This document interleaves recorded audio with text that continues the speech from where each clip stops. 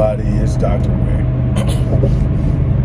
Still dealing with the final residual effect of this sinus infection. So you guys still have to forgive me if I cough or my voice, but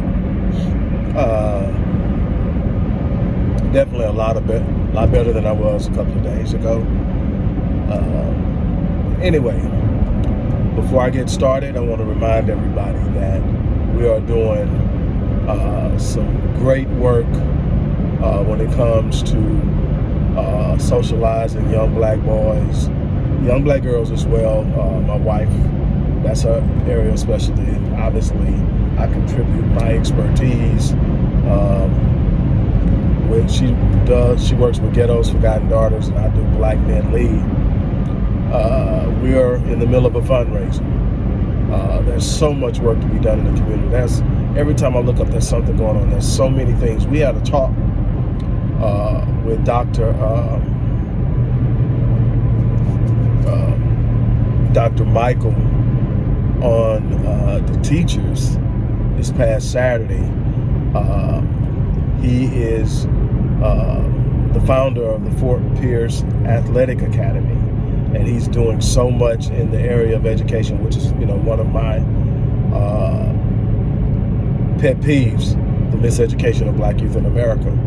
But there's so many needs for so many things, but proper socialization is integral in reducing violence among young black males, reducing dropout rates, which contribute to incarceration,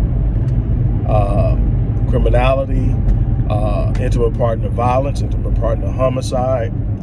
I just received notice from my wife, who we have a common friend who has a friend who is involved or was involved with someone that I used to train with in track and field. Some years back, we trained on the same track. And the guy being extremely violent is, and that's far too common. I have to make sure I say that it's not every black man, but obviously that's going to be something that sticks out, and it's something that we need to be dealing with. We can't ignore it. We've got to stop sweeping shit under the rug. Excuse me. Sweeping shit under the rug and pretending it doesn't happen. That you can't heal that way. You can't address problems by pretending they don't exist. You can't address problems by becoming defensive. And that's a big part of the problem we have as well. But we can actually deal with that before it happens when we properly socialize our young black males, when we teach them how to cope with a lot of the things that they're going to face as men, especially as black men. It is immensely important that we understand that. So show some love, show some support for the work we're doing. We are in a targeted fundraiser specifically focused on that, but if you want to give in general, you can also do that. The organization's Cash App handle is definitely in there. You can designate how you want your funds to be allocated. With that being said, look, I'm not going to be long. I get a lot of people that ask, say, when you come with so much power and force and knowledge, why is your viewership down? Well, that was a time we had a channel and it was pushing 20,000 subscribers, which is real small when you look at a lot of the other stuff that's out there in the quote unquote conscious community. 20,000 subscribers isn't that big. Right now I'm at 7,100 subscribers because we lost the channel and we had to start over.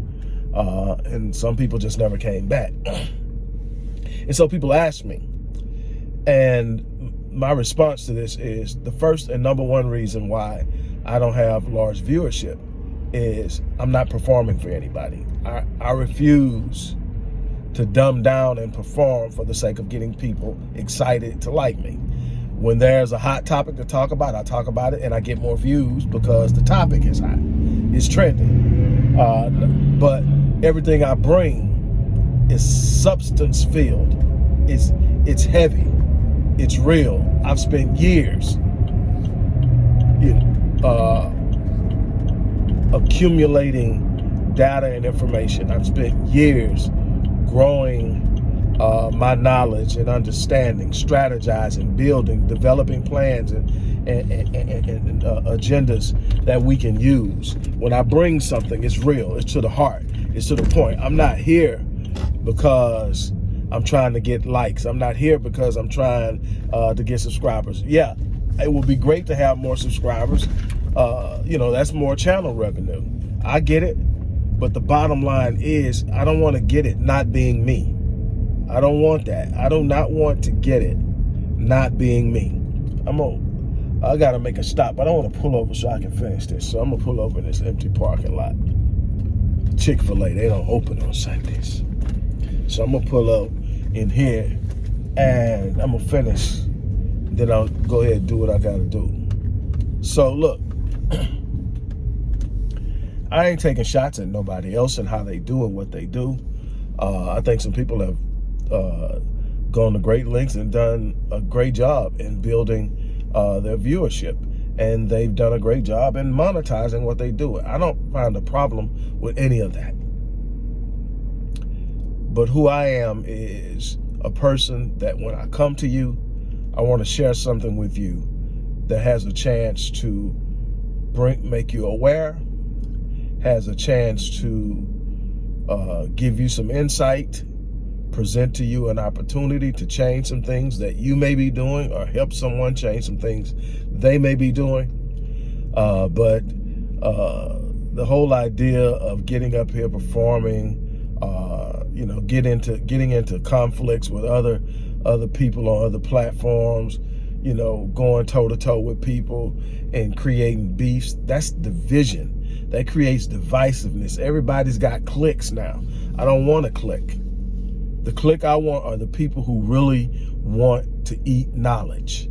The clique I want are people who want to take knowledge and apply it to something and change something. The people I want are people who really look at what I do and want to get behind what I do in whatever way they can do that. All the other stuff is irrelevant to me. I own businesses, so while channel revenue is good, I own business, so I'm taking care of my family. So that allows me to be me. I'm not finna tap dance. I'm not finna dance. I'm not finna enter into any agreements with people who will set you up and get you going and get you the viewership, but be exploiting you and never really have your people or your viewership or your target audience, target audience's best interest at hand.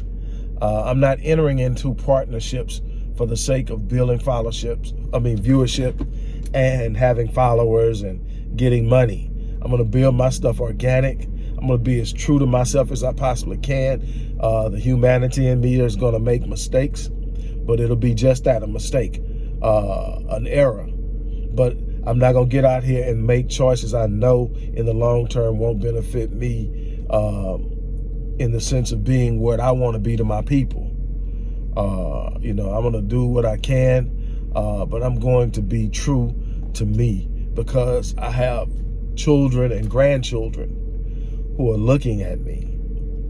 And I want them to see the whole me. I want them to see authentic, real me. That means sometimes I'm on my A game. And I like to think that's most of the time. Sometimes I make bad decisions that cost me. That's every man in this world in history. Sometimes, but what I want them to see is when I make a mistake, I come back and I fix it. And I don't care what it takes, I come back and I fix it. I try to maintain good, solid relationships. Some relationships have things that happen that lead to irreparable, situations, and it is what it is. But I want them to see all of that. I want them to see this dude came every day. He put it in every day. He worked hard every day. He gave it all he had. He left it all out there. I want them to see my greatness, but I want them to see my humanity. I want them to see my passion. I want them to see my hard work. I want them to see how their pawpaw has grind and created some spaces for them that they're going to benefit from. How that Papa has grinded and worked to get to certain places, crash and burn and rebuild again. I want them to see all that, but what they won't see is shucking and jiving. What they won't see is tap dancing. What they won't see is buck dancing. What they won't see is side deals that don't do my people well, but put money in my pocket. They won't see that. Oh, I've had some.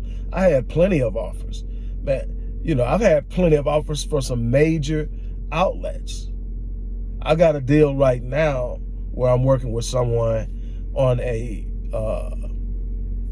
recycle repetitive basis, and they've got to deal with a major network, and it had to be some things worked out before I would even get on there, because I'm not finna toe the line. I'm gonna say exactly what I feel, how I feel it, and if that's not gonna fly when y'all have me on, you don't want me on. But I've had some offers because I articulate well, but I'm not gonna get on there and pretend like you're not doing to my people what you're doing to my people. I'm not gonna get on there and play with some of these other cats that are well-spoken,